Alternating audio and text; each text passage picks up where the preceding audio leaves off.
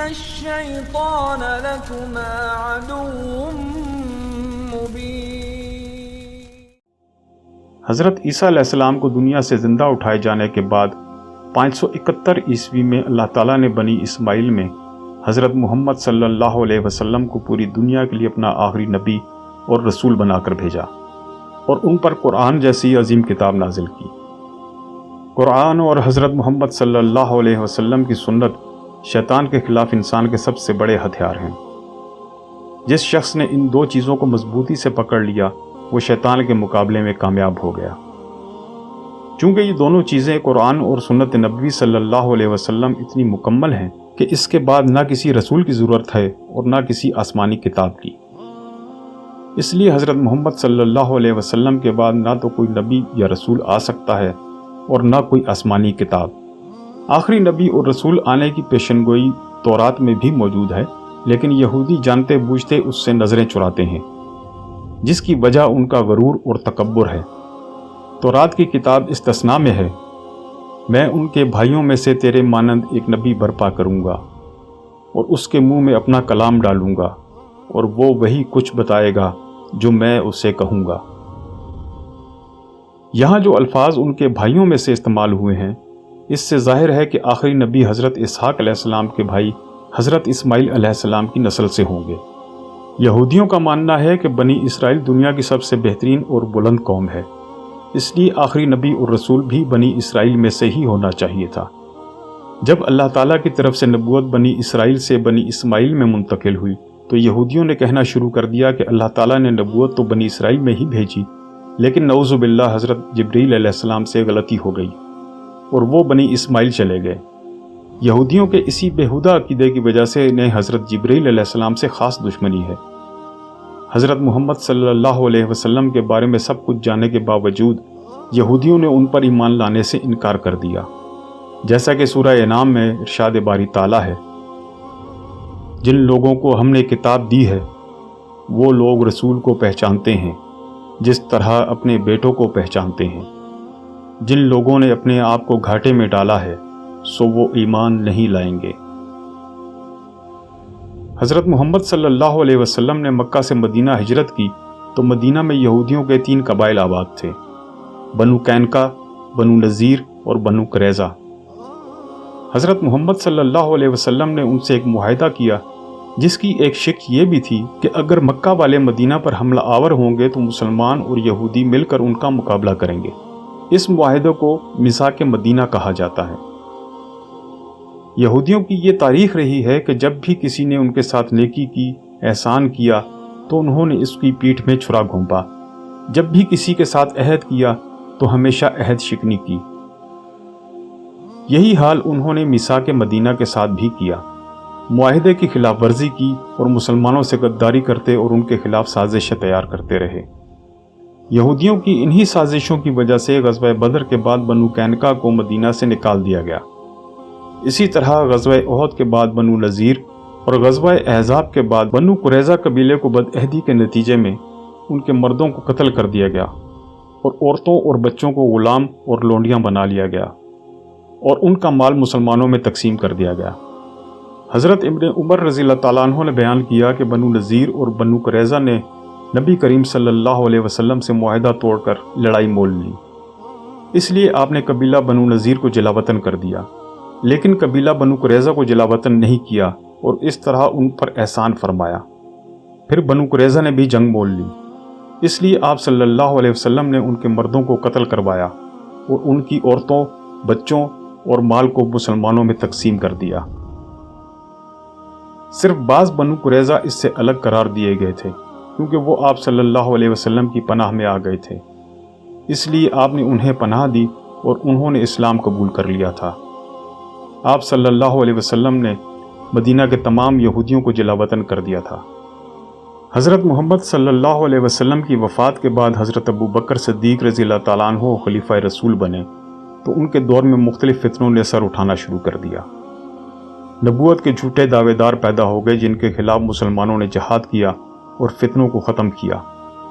اس کے علاوہ مسلمانوں کو ورگلا کر زکوٰۃ ادا کرنے سے روکا گیا، لیکن اس فتنے پر بھی حضرت ابو بکر صدیق رضی اللہ تعالیٰ عنہ نے اپنی ہمت، حوصلے اور استقامت کے ذریعے قابو پا لیا۔ حضرت ابوبکر صدیق رضی اللہ تعالیٰ عنہ کی وفات کے بعد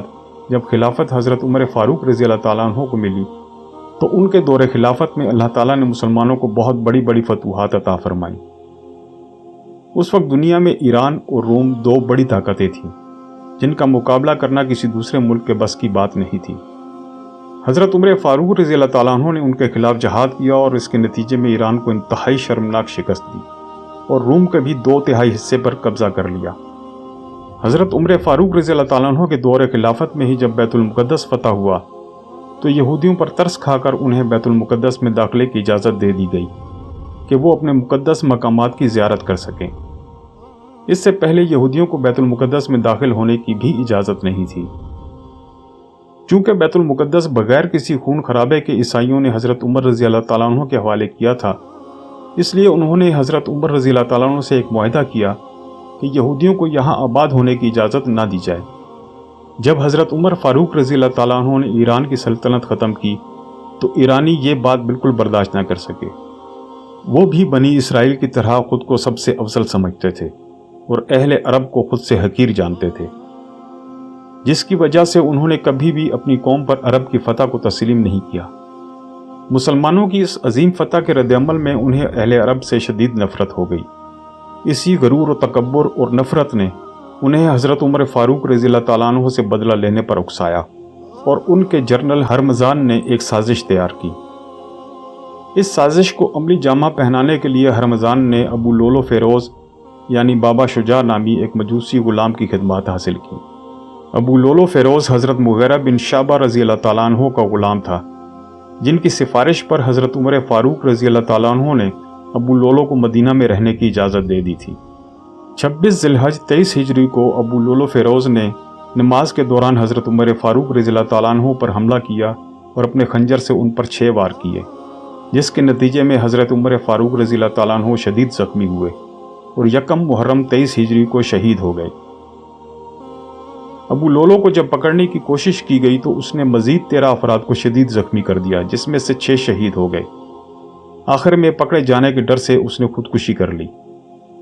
ایران کے شہر کاشان میں اس کی مصنوعی قبر بنائی گئی ہے۔ 16ویں صدی عیسوی میں جب ایران میں شیعہ حکومت قائم ہوئی تو کاشان میں ابو لولو فیروز کی یاد میں ایک تہوار منایا جانے لگا، جو بعد میں ایران کے دوسرے شہروں تک پھیل گیا۔ 1979 میں دیگر اسلامی ممالک کے احتجاج پر اس تہوار کو سرکاری سطح پر ممنوع قرار دے دیا گیا،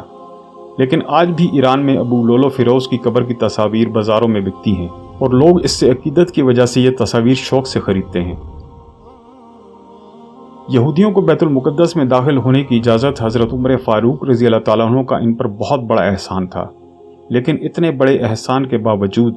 یہودی اپنی فطرت کے مطابق مسلمانوں کے خلاف سازشوں سے باز نہ آئے، اور حضرت عمر فاروق رضی اللہ تعالیٰ عنہ کی شہادت کے بعد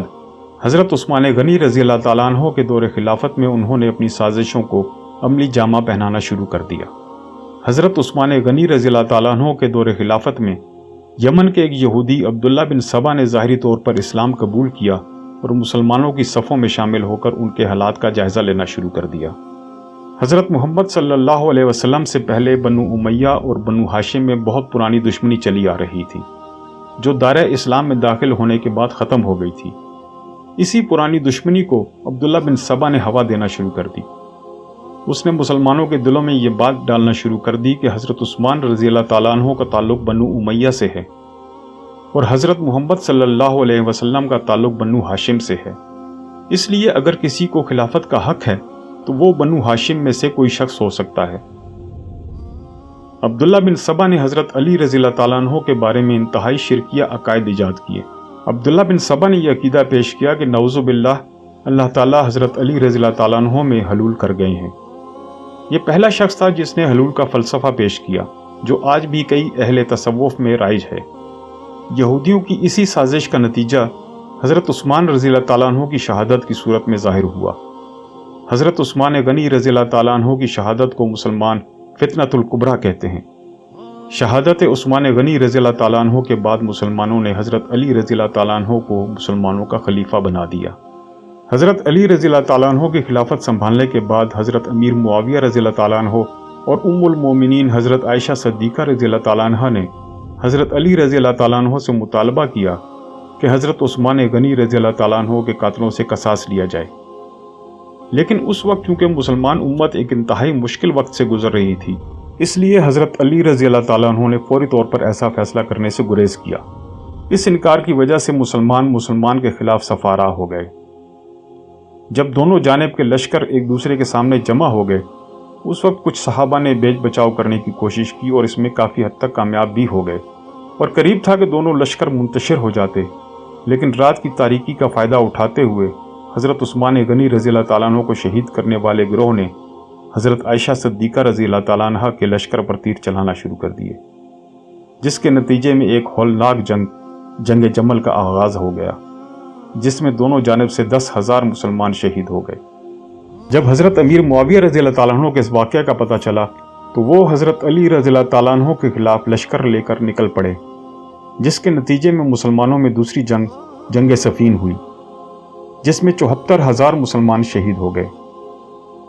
ان جنگوں کو ختم کرنے اور اس مسئلے کو حل کرنے کے لیے فیصلہ کیا گیا کہ دونوں جانب سے ایک صحابی بیٹھ کر بات چیت کے ذریعے فیصلہ کریں گے، اور جو بھی فیصلہ ہوگا دونوں جانب سے اس کو تسلیم کیا جائے گا۔ حضرت علی رضی اللہ تعالیٰ عنہ کی طرف سے حضرت موسیٰ اشعری رضی اللہ تعالیٰ عنہ اور حضرت امیر معاویہ رضی اللہ تعالیٰ عنہ کی طرف سے